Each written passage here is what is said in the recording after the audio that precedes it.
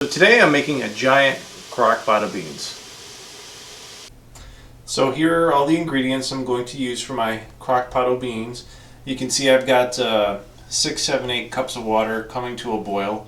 I want to get that water nice and hot, good rolling boil, so when I put it into the crock pot it gives it a good head start. I've got the crock pot turned on and that's on high. You'll see I've got 16 ounces of pinto beans. You can use a white northern bean. If you like, there's black beans. I prefer not to use kidney beans. Those have the highest amount of toxins, and unless you really prepare them carefully, then typically stay away from them. So you can see I've got a bunch of garlic. I like to use a ton of garlic in this because it really doesn't overpower the taste, especially fresh garlic. A couple of Roma tomatoes I'm going to dice up. A nice handful of cilantro. I'm going to put stems and all. And then, of course, I've got my onions. You can see a couple of kinds of onions based on the recipe that I'm making something earlier on in the week. I've got extra onion. Just save it and just use it for something like this. It's just going to all get diced and thrown into a crock pot. Let's see. I've got some cumin, liquid smoke, literally just the tiniest pinch of oregano, salt, and pepper. Now this is a vegan dish set up just like this. If you want, and I do this often, I usually fry a couple strips of bacon up and then I throw the bacon strips, dice them up nice and fine into the pot, or some sausage or something like that. You can do that as well. But for those of you who are vegan and want to stick something like that, liquid smoke, all it is water that's pulled through a fire, mesquite wood, whatever, and it takes all the flavors out of the fire. So it is a vegan product. But those are the ingredients. And I'll put this together in a minute. You just saw the ingredients. Now, what I've done is I've gone in, I've got roughly a cup of onion, and you can see the chop size. It's not too big, not too small. I don't want them to completely dissolve. I'm going to throw those in. So, again, that's about a cup. I've got my 16 ounces, or a couple of cups of pinto beans. I just rinse those off. They're hard.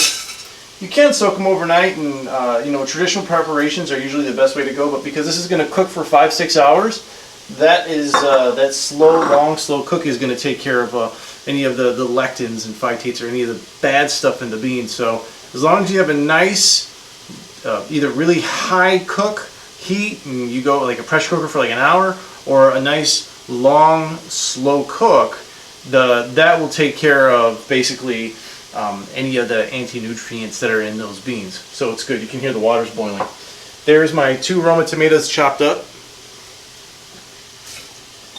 Just let that in there.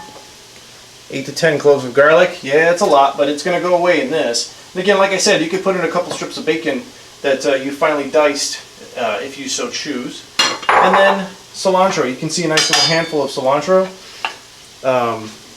So that cilantro is going to dissolve through, so it's okay to use the stems. The stems are going to basically soften quite a bit. It's going to be considerably softer, so use the stems, good flavor in them. Now, as far as the rest of the ingredients, liquid smoke. I use about a teaspoon. You don't need that much for that smoky flavor. This is some mighty potent stuff. So, if you're not accustomed to measuring by eye, then get yourself a measuring spoon. So that's about a teaspoon. We got some salt, about a teaspoon of that, several turns of the pepper mill, and again, you don't need to put too much of this in there, just sort of impart the flavor. As far as the cumin goes, again, I don't like too much of that cumin flavor. I like it, I don't want it too strong though, so maybe a half a teaspoon or so. And then, same thing with the oregano. You can see I've got almost a homeopathic amount of that oregano in there, and that is more than enough, because the oregano is a big flavor, and if you put too much in here, it will completely kill everything else. So I just like to take some dry oregano, and that's maybe at the most 1/8 of a teaspoon, and run that in there. So now that I've got all the ingredients in, I've got my boiling water, so just pour it in.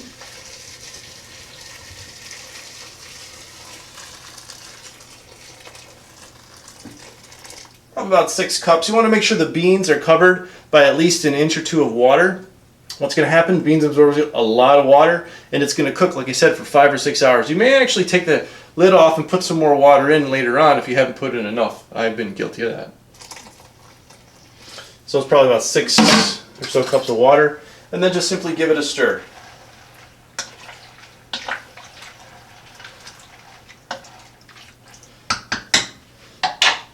Put this in the vessel, which is a very hot day today, so I have it outside actually, and have it outside in the shade, nice safe spot so it doesn't actually heat up the house too much, which is very nice. And by evening time, I'm going to pull that beauty in, and I'll have a nice giant crock pot of beans.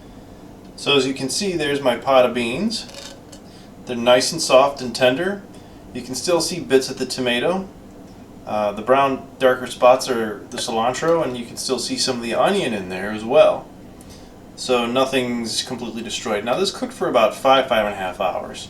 It's cooked down. So all I've done is I've garnished with some fresh cilantro. I gave that a squeeze of lime, and there's a little bit of rice underneath that, and that's an absolutely perfect meal. Pretty much a complete, whole, healthy meal. Enjoy!